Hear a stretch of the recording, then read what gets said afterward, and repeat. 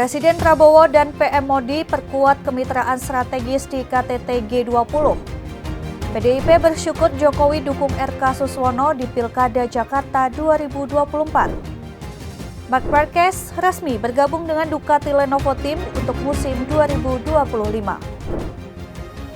Selamat pagi pemirsa setia Berita Nasional TV, program Berita Nasional Pagi kembali menyapa Anda. Pagi ini kami akan sajikan berita-berita terpanas dan terupdate dari seluruh Nusantara, mulai dari perkembangan politik, ekonomi, hingga isu sosial yang sedang hangat diperbincangkan.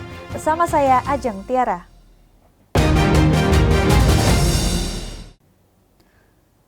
Presiden Republik Indonesia Prabowo Subianto menyampaikan visi mengatasi kemiskinan dan kelaparan dalam pidato perdananya di KTT G20 Brasil, Senin 18 November 2024. Prabowo dalam pidatonya juga mendesak gencatan senjata di Ukraina dan Gaza.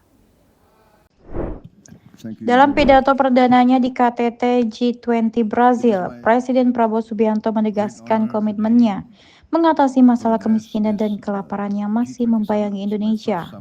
Dia menyoroti bahwa 25% anak Indonesia masih mengalami kelaparan setiap hari.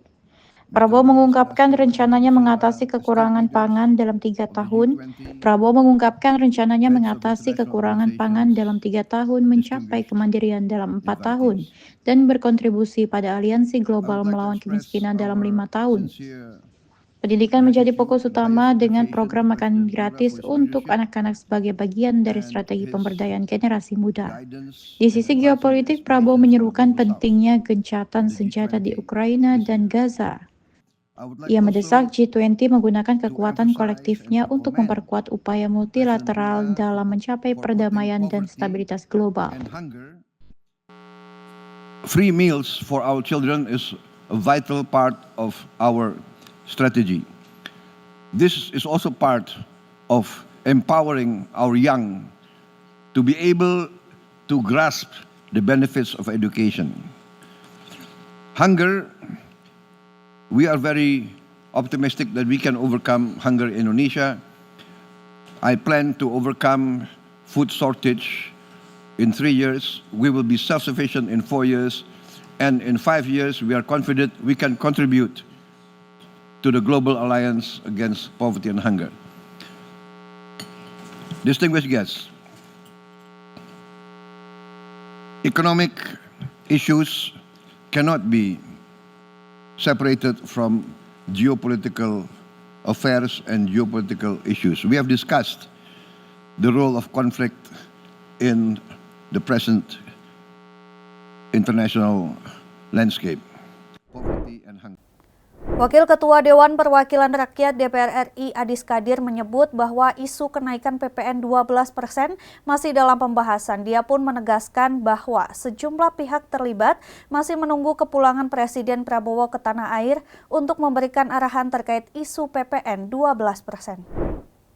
Ramai diberitakan bahwa pemerintah akan menaikkan pajak pertambahan nilai atau PPN menjadi 12% di Januari tahun 2025. Sementara saat ini, PPN yang dikenakan adalah masih di angka 11%. Menanggapi hal tersebut, Adis menyebut isu kenaikan PPN 12% masihlah sebatas wacana. Dia pun berkeyakinan bahwa pemerintahan Prabowo Gibran tidak akan membuat kebijakan yang memberatkan rakyat. Adis menambahkan, jikalaupun ada kenaikan PPN, maka dia yakin hal tersebut telah melalui berbagai pertimbangan.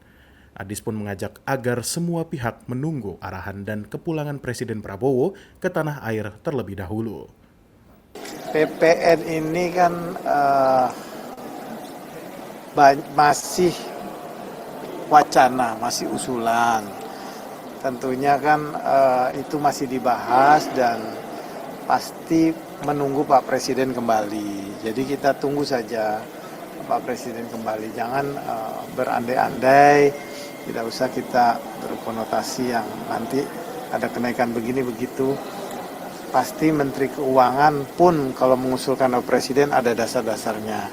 Kita lihat yang pasti kan Pak Presiden dalam menjalankan pemerintah selama 5 tahun, intinya kan selalu tidak akan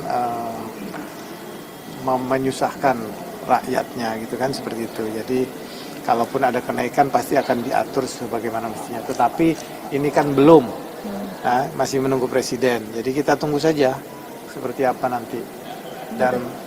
Dan kalaupun ada kenaikan seperti apa, kan seperti itu. Presiden Republik Indonesia Prabowo Subianto dan PM India Narendra Modi bertemu di sela-sela KTT G20 di Brasil untuk membahas peluang kerjasama strategis termasuk di bidang kesehatan, pendidikan, dan perdagangan. Presiden Republik Indonesia Prabowo Subianto bertemu dengan Perdana Menteri India Narendra Modi pada Senin 18 November 2024 di sela-sela KTT G20 di Brasil. Pertemuan ini membahas penguatan kerjasama bilateral di bidang kesehatan, pendidikan, dan perdagangan dengan menekankan pentingnya hubungan strategis antara kedua negara.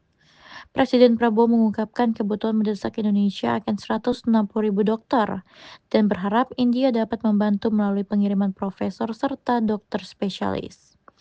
Ia juga menyambut baik minat perusahaan India di sektor farmasi dan pembukaan cabang rumah sakit di Indonesia seraya mendorong peningkatan jumlah mahasiswa Indonesia yang belajar di India.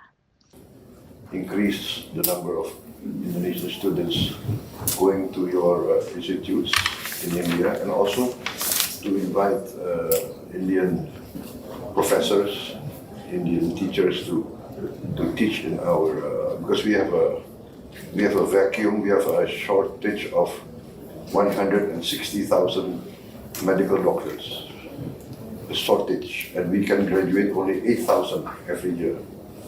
So I plan to open more medical college, and here we need, I think, perhaps assistance from India to send some specialists to teach in our colleges. Kementerian Komunikasi dan Digital berkolaborasi dengan Kementerian Pemberdayaan Perempuan dan Perlindungan Anak untuk meningkatkan literasi digital. Upaya ini bertujuan melindungi perempuan dan anak dari kejahatan digital. Menteri Komunikasi dan Digital Mutia Hafid mengajak Menteri Pemberdayaan Perempuan dan Perlindungan Anak Arifah Fauzi untuk berkolaborasi dalam meningkatkan literasi digital bagi perempuan dan anak di Indonesia. Menurut Mutia, perempuan dan anak sering menjadi target kejahatan digital. Kementerian Komunikasi dan Digital bersama Kementerian Pemberdayaan Perempuan dan Perlindungan Anak akan mendorong perempuan untuk terlibat dalam program literasi digital. Mutia menjelaskan bahwa data menunjukkan perempuan sering menjadi korban penipuan dan transaksi digital. Yang sudah berjalan itu pertama literasi digital, jadi memang kita melibatkan perempuan untuk kemudian diberikan literasi digital. Kita tahu salah satu korban terbanyak, baik itu penipuan, transaksi keuangan lah ya, di digital itu banyak perempuan gitu. Jadi kemarin misalnya ketika kita temui rata-rata audiensnya perempuan setiap giat-giat kita, tapi kita akan masifkan gitu Bu ya. Jadi ini akan lebih banyak lagi keberpihakan terhadap perempuan untuk literasi digital. Ketua DPD Gerindra Sumatera Barat Andre Rosiade menilai dukungan Presiden ke-7 Republik Indonesia Joko Widodo untuk pasangan calon gubernur dan calon wakil gubernur Jakarta Ridwan Kamil Suswono adalah hak politik perorangan warga negara. Ketua DPD Gerindra Sumatera Barat Andre Rosiade menilai dukungan Presiden ke-7 Republik Indonesia Joko Widodo untuk pasangan calon gubernur dan calon wakil gubernur Jakarta Ridwan Kamil Suswono adalah hak politik warga negara. Andre mengatakan dukungan tersebut wajar mengingat RK memiliki rekam jejak dalam memimpin daerah seperti Kota Bandung dan Provinsi Jawa Barat. Andre juga menilai RK punya kapasitas untuk memperbaiki tata kota Jakarta. Menurutnya RK punya kemampuan untuk mengurai kepadatan di Jakarta. Dirinya mengatakan dukungan dari Joko Widodo sama seperti dukungan yang diberikan Prabowo Subianto. Menurut saya itu hak politiknya Pak Jokowi dan hak politik seluruh warga negara Indonesia untuk memberikan dukungan kepada calon yang didukungnya. Apalagi kita tahu Kang Emil punya rekam jejak yang luar biasa ya. Dari seluruh kandidat yang ada, Kang Emil punya pengalaman memimpin Kota Bandung, punya pengalaman jadi gubernur, dan beliau itu insinyur tata kota ya. Sehingga insya Allah kesemrawutan Jakarta, kemacetan Jakarta insya Allah bisa diurai oleh Kang Emil. Jadi pilih yang punya rekam jejak, pilih yang punya kemampuan. Dan saya rasa pilihan Pak Jokowi sama dengan pilihan Pak Prabowo dan mayoritas rakyat di DKI Jakarta. Informasi berita lainnya akan kami sajikan usai jeda berikut ini. Tetaplah bersama kami di Berita Nasional Pagi.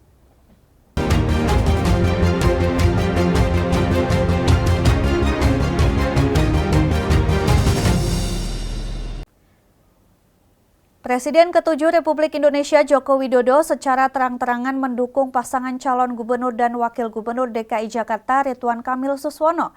Hal ini direspon Ketua DPP PDI Perjuangan Said Abdullah. Dirinya mengaku bersyukur Jokowi dukung RK Suswono di Pilkada Jakarta 2024.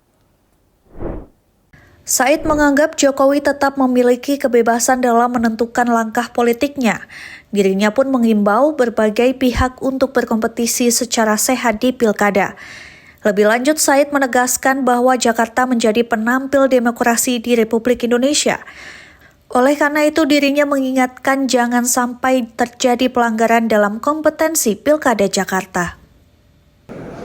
Meskipun ada Pak Jokowi di belakangnya juga nggak khawatir ya PDIP? Saya bersyukur ada Pak Jokowi di sebelah. Karena bagi kita, karena status Pak Jokowi adalah presiden ke-7, kan punya kebebasan. Nah, fairness itu saya berkompetisi secara sehat. Dan Jakarta itu etalase Republik. Jangan dikotori oleh yang di luar konteks aturan main. PJ Gubernur DKI Jakarta Teguh Setiabudi bersama Wakil Presiden Gibran Rakabuming Raka melihat langsung pelaksanaan uji coba makan bergizi gratis. Sebanyak 11 sekolah yang berada di Kecamatan Palmerah, Jakarta Barat akan melakukan uji coba ini hingga Desember mendatang. Beginilah suasana uji coba pelaksanaan program makan bergizi gratis yang digelar pemerintah. PJ Gubernur DKI Jakarta Teguh Setiabudi yang mendampingi Wakil Presiden Gibran Rakabuming Raka menyampaikan hari ini sebanyak 565 paket makan bergizi gratis dibagikan di SDN 15 LIPI dan SLB 5 Jakarta Barat. Teguh menambahkan dengan menu yang disajikan dari sayur, telur, buah, dan susu tersebut seharga Rp15.000. Selain itu, gizi yang terdapat dalam satu paket itu sudah disesuaikan oleh Badan Gizi Nasional sekitar 450-600 kilokalori. Makanan yang disediakan berasal dari unit pelayanan makanan bergizi yang berjarak hanya sekitar 700 meter dari sekolah, sehingga diharapkan makanan yang datang ke sekolah masih dalam keadaan hangat. Nah, makanan hari ini, sekali lagi kami sampaikan, itu diolah unit pelayanan makanan bergizi atau UPMB dengan radius jarak sekitar 700 meter dari SD Negeri 15 dan SLB 05 Jakarta Barat. Sebagaimana informasi, Kepala Badan Gizi Nasional, SDM yang memasak di UPMB adalah seluruh personilnya ada sekitar 47, kemudian 3 adalah perangkat dari BGN. Jadi totalnya ada 50 untuk setiap dapurnya. Pengadilan Negeri Jakarta Selatan kembali menggelar sidang pra-peradilan yang diajukan mantan Menteri Perdagangan Thomas Trikasi Lembong atau Tom Lembong pada Selasa 19 November 2024. Dalam sidang kali ini, perwakilan Kejaksaan Agung menilai gugatan pra-peradilan yang diajukan Tom Lembong cacat formil. Pengadilan Negeri Jakarta Selatan kembali menggelar sidang pra-peradilan yang diajukan mantan Menteri Perdagangan Thomas Trikasi Lembong atau Tom Lembong. Sidang digelar di Pengadilan Negeri Jakarta Selatan pada 19 November 2024 pukul 10 pagi. Dalam sidang kali ini terkait gugatan yang berkaitan dengan keabsahan penetapan tersangka, tim Kejaksaan Agung menilai gugatan yang diajukan Tom Lembong cacat formil lantaran tidak ada tanda tangan dari pemohon. Sementara dalam agenda sidang sebelumnya, pihak Tom sudah membacakan legal standing dan alasan pengajuan pra-peradilan. Sebelumnya, Tom Lembong ditetapkan sebagai tersangka dalam kasus dugaan korupsi terkait importasi gula pada Kementerian Perdagangan periode 2015-2016. Kasus ini disebut merugikan negara hingga mencapai 400 miliar rupiah. 1. Bahwa permohonan pra-peradilan yang diajukan oleh pemohon sama sekali tidak ditandatangani oleh pemohon ataupun kuasanya. 2. Bahwa permohonan pra-peradilan harus ditandatangani oleh pemohon ataupun kuasanya karena merupakan syarat mutlak kelengkapan formil suatu permohonan yang membuktikan bahwa permohonan tersebut benar-benar diajukan oleh pihak yang sah. 3. Bahwa dengan tidak ditandatangani permohonan pra-peradilan akuo menjadikan permohonan akuo tidak sah karena cacat formil. Oleh karenanya, permohonan tersebut haruslah ditolak. B. Petitum permohonan pra-peradilan tidak beralasan dan tidak jelas obskur libel. 1. Bahwa dalam petitum akan tidak jelas, tidak beralasan, atau kabur. Polisi menggerebek sebuah gudang di Trembelang, Banyuwangi yang digunakan untuk menyimpan 64 anjing dalam karung. Hewan tersebut diduga akan dikirim ke Solo untuk konsumsi. Pengungkapan ini berawal dari laporan kelompok pecinta anjing di Surabaya. Polisi di Banyuwangi berhasil membongkar praktik penyimpangan ilegal hewan di sebuah gudang di kawasan Trembelang. Dalam penggerebekan tersebut ditemukan 64 anjing yang disimpan dalam karung, diduga untuk dikirim ke Solo sebagai konsumsi. Kasus ini terungkap setelah kelompok pecinta anjing dari Surabaya melacak truk pengangkut hewan tersebut. Berdasarkan laporan mereka, polisi segera melakukan penyelidikan yang mengarah ke gudang tersebut. Meski berada di lingkungan padat penduduk, warga sekitar mengaku tidak mengetahui adanya aktivitas mencurigakan di gudang tersebut. Kasus ini menjadi sorotan masyarakat luas, terutama komunitas pecinta hewan yang mengecam keras perlakuan terhadap anjing-anjing tersebut. Polda Metro Jaya kembali menangkap 1 orang buronan kasus judi online yang melibatkan beberapa orang pegawai Kementerian Komunikasi dan Digital Republik Indonesia. Buronan berinisial A alias M ini ditangkap di tempat persembunyiannya di sebuah apartemen di kawasan Sleman, Yogyakarta pada hari Minggu lalu. Subdit Jatanras Direktorat Reserse Kriminal Umum Polda Metro Jaya masih terus mengusut kasus judi online yang melibatkan 10 orang pegawai Kementerian Komunikasi dan Digital RI serta belasan orang masyarakat sipil. Pada hari Minggu lalu, penyidik kembali menangkap 1 orang buronan berinisial A alias M di tempat persembunyiannya di sebuah apartemen di kawasan Naglik, Sleman, Yogyakarta. Ditemui Polda Metro Jaya pada Selasa siang, Kabid Humas Polda Metro Jaya Kombes Pol Ade Ari Syam Indradi mengatakan, 3 pelaku berinisial A, AK, dan A alias M ini memiliki peran serupa yaitu mengumpulkan situs judi online, mengumpulkan uang dari setoran para bandar, memverifikasi website judi online agar tidak diblokir oleh Komdiji, dan yang mengatur operasional kejahatan yang dilakukan oleh seluruh tersangka dalam kasus ini. Selain menangkap buronan A alias M dan istrinya berinisial D, petugas juga turut menyita uang tunai dan beberapa aset senilai 16 miliar rupiah.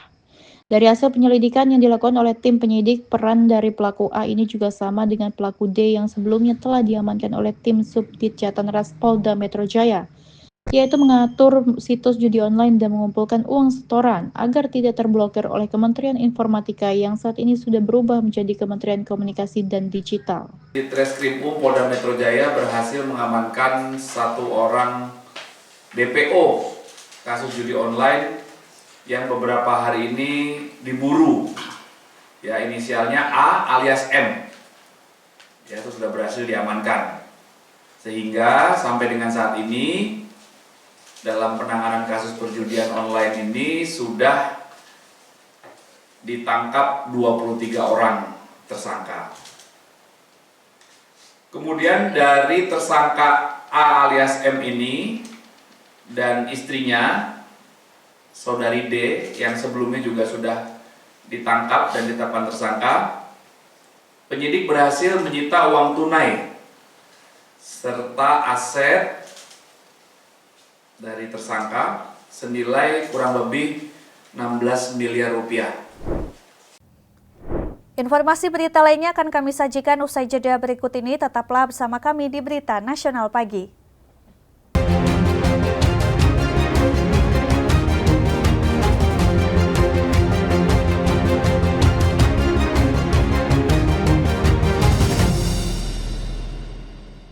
Badan Narkotika Nasional atau BNN Republik Indonesia memusnahkan barang bukti narkoba jenis sabu-sabu seberat 20,22 kg yang berasal dari 2 kasus, yakni penyergapan di Bogor, Jawa Barat, serta penyergapan di Batam, Kepulauan Riau. Sekretaris Utama BNN Tantan Sulistiana dalam kegiatan pemusnahan barang bukti di kantor BNN menjelaskan barang bukti yang dimusnahkan barang bukti jenis sabu-sabu seberat 20 kg, 221,35 gram berasal dari 2 kasus. Tatan menjelaskan bahwa pada kasus pertama terungkap barang bukti narkotika jenis sabu-sabu seberat 19,987 gram. Sebanyak 3 orang berinisial M, AH, dan AS yang saat penyergapan berada di tempat kejadian perkara ditahan oleh petugas BNN bersama seluruh barang bukti. Berdasarkan hasil interogasi, peredaran gelap narkotika ini merupakan bagian dari jaringan Aceh, Sumatera Utara, Jawa yang dikendalikan oleh MI dan inisial I. Selanjutnya, BNN melakukan koordinasi dengan Direktorat Pengamanan dan Intelijen Kemenimipas hingga terungkap bahwa jaringan ini dikendalikan oleh sepasang suami istri atas nama Suryana dan Juliadi yang berada di Bangkok, Thailand. Kegiatan pemusnahan ini adalah bentuk komitmen Badan Narkotika Nasional Republik Indonesia dalam mewujudkan Indonesia bersih dari narkoba. Sebagai upaya bersama, pemusnahan barang bukti ini diharapkan dapat memberikan pesan yang jelas bahwa kita semua tidak akan pernah berhenti dalam memerangi peredaran narkotika. Ini adalah langkah penting dalam menjaga generasi penerus dari ancaman penyalahgunaan narkotika, sekaligus menguatkan kepercayaan masyarakat terhadap penegakan hukum.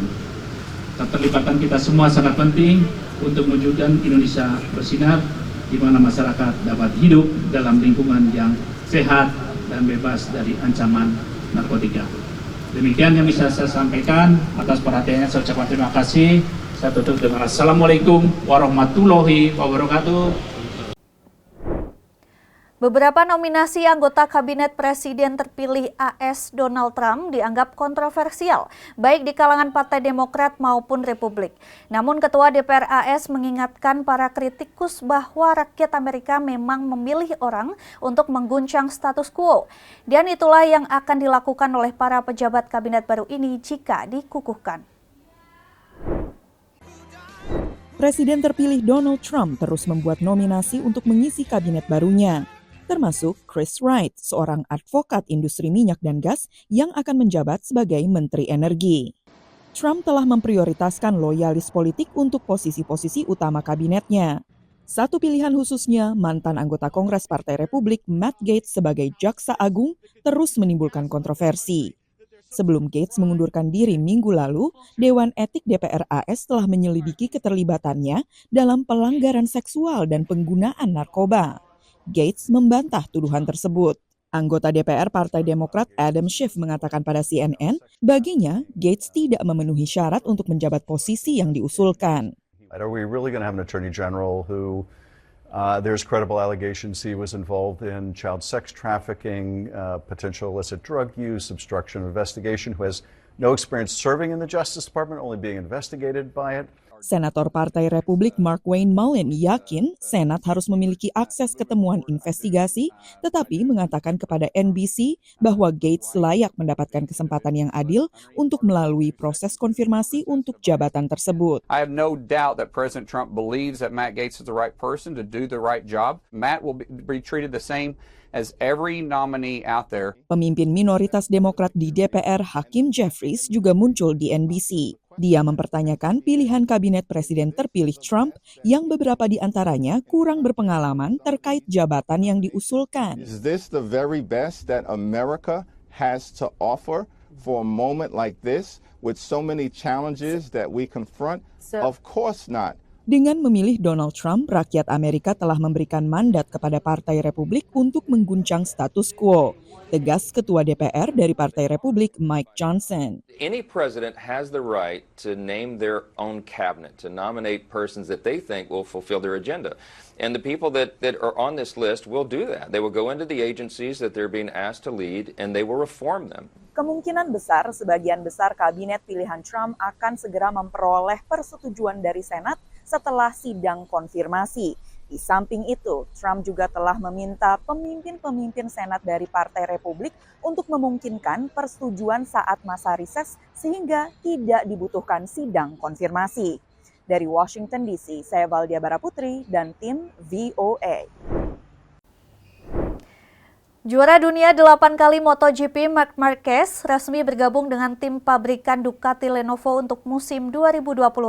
Pembalap berjuluk The Baby Aliens ini akan menggantikan posisi Enea Bastianini dan menjadi rekan setim Francesco Bagnaia. Marc Marquez terlihat sudah mulai beradaptasi dengan tim barunya, Ducati Lenovo Team.